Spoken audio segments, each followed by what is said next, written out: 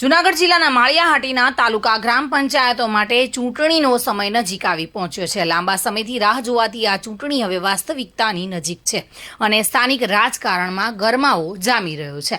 ચૂંટણી પંચ દ્વારા સરપંચ પદ માટેની રોટેશન યાદી જાહેર થતાં જ રાજકીય તંત્ર સક્રિય બન્યું છે. લોકોના શાસન માટે વહીવટદારોના શાસનને પડકારવા માટે હવે જનમતની તૈયારીઓ શરૂ થઈ ગઈ છે. માળિયાહાટીના કુલ 6 ગ્રામ પંચાયત જાનડી, જૂથળ, બાબરા, ભંડુરી, ચુલડી અને વડિયા તેમજ એક મધ્યસ્થ ખોરસાગીર આખ્યામાં ચૂંટણી યોજાવા જઈ રહી છે.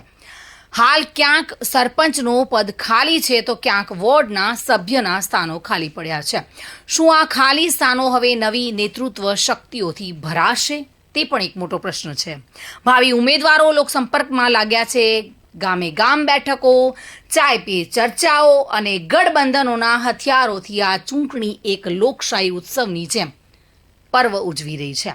ભારતીય જનતા પાર્ટી, કોંગ્રેસ અને આમ આદમી પાર્ટીના કેટલાક પ્રતિષ્ઠિત નેતાઓએ પોતાના મજબૂત ઉમેદવારોને તૈયાર રાખવા ગુપ્ત મંત્રણાઓ શરૂ કરી છે. જીતનો મંત્ર કોના હાથમાં આવશે તે પણ એક પ્રશ્ન છે. અંદરખાને ઉમેદવારોના નામ નક્કી કરવાની પ્રવૃત્તિઓ તેજ બની છે.